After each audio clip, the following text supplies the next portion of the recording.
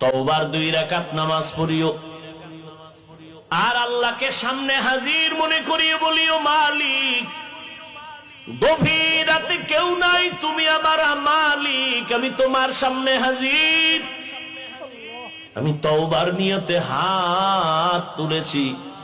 ও আল্লাহ, আমার আব্বা আম্মা কেউ জানেন আমি কত বড় গুনাহগার। ও আল্লাহ, আমার ভাই বোন আপনজন কেউ জানেন আমি কত বড় গুনাহগার। আজ আমি তোমার কাছে ফেরেশ হতে চাই, পবিত্র হতে চাই, আর গুনাহ করব না। হুজুরেরা বলছে তওবার 2 রাকাত নামাজ আমি পড়ার জন্য রেডি। 2 রাকাত নামাজ পড়িয়া 2 রাকাতে 4টা সেজদা হবে। সেজদার মধ্যে যাইয়া প্রত্যেকটা সেজদায় এমনের নামাজের মতোই 2 রাকাত নামাজ, শুধু সেজদায় গিয়ে একটু ভিন্ন দোয়া। সেজদায় গিয়া প্রত্যেকটা সেজদায় তাসবিহ পড়ার পরে সুবহান রাব্বিয়াল আ'লা 3 বার পড়েন, আর 5 বার পড়েন, 7 বার পড়েন। এগুলোর পরে প্রত্যেকটা সেজদায় 3 বার হৃদয়টারে নরম করিয়া সেজদার হালাতে অন্তরেরে বুঝাইবেন, আমি জমিনে সেজদা করি নাই, আমি রহমানের কদমের উপরে সেজদা করেছি। এই বলিয়া অন্তরকে যত পারেন নত করে দুর্বল করে বলবেন, ইয়া রব্বি গফিরলি, ইয়া রব্বি গফিরলি, ইয়া রব্বি গফিরলি 3 বার, প্রত্যেক সেজদায় 3 বার। অর্থ কি? হে আমার রব, আমারে মাফ করে দাও। আমার আজকে যদি অপরাধের খবর আমার মা বাবা আপনজন কেউ জানে, প্রকাশ্যে কিছু নাও বললেও মনে মনে ঘৃণা করবে, কিন্তু মালিক তুমি কত দয়ার মাওলা, আমার হাজার গুনাহটারে তুমি পর্দা দিয়ে আটকাইয়া রাখছো। আমার খানাও বন্ধ করো নাই, ঘুম বন্ধ করো নাই, সম্মানের চেয়ার থেকে আমারে ধাক্কা দিয়া ফালাইয়া দাও নাই। অন্য নবীর উম্মতেরা গুনাহ করলে ঘুমের মধ্যে চেহারাটা পাল্টাইয়া যাইতো, আমার গুনার কারণে আল্লাহ তুমি বেজার হইয়া চেহারা পাল্টাইয়া দাও নাই। আজ এই 14 গ্রামের মানুষ ঘরে ঘরে ইবাদত করতেছে, অনেকে মসজিদে ইবাদত করতেছে, কিন্তু এখানে আইসা তোমার গোলামরা এখানে বয়ান শুনতেছে, কতই না তুমি ভালোবাসছো আমারে। ও আল্লাহ, সেই অনুযায়ী কিছুই তো তোমারে দিতে পারি নাই। আজ আমি তওবার নিয়তে হাত তুললাম, নামাজের মধ্যে হাজির হয়ে গেলাম। ও আল্লাহ, তুমি আমার জীবনের সব গুনাহ মাফ করে দাও।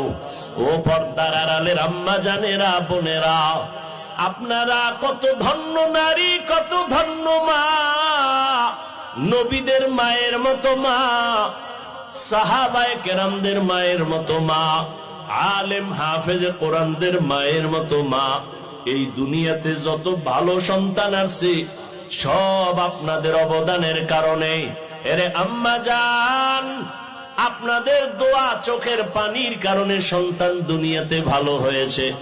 এসপি সাহেবের ব্যবহার ভালো, ডিসি সাহেবের ব্যবহার ভালো, ওসি সাহেবের ব্যবহার ভালো, এটা তাদের ব্যক্তিগত বাহাদুরি না, সব হলো মায়ের অবদান।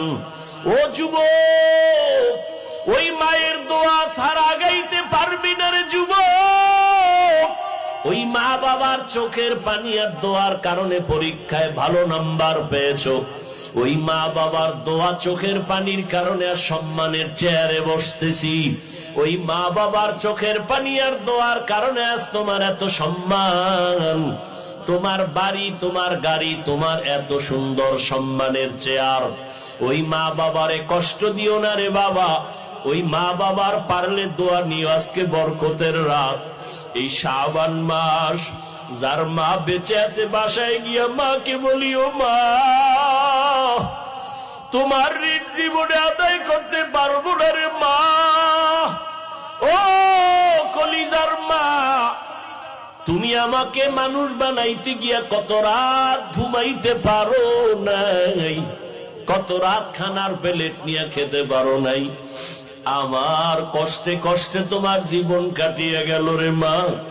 আমার পরে আর এক ভাই, আবার আর এক বোন, আবার আর এক ভাই, এইভাবে কষ্ট করে করে তোমার জীবনটা তুমি শেষ করেছো রে মা।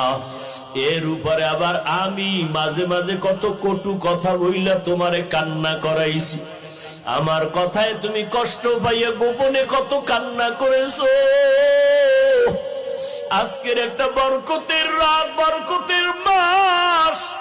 ও মা, তোমার চোখের পানি আর দোয়া না থাকলে আমি এই সম্মান পাইতাম না রে মা।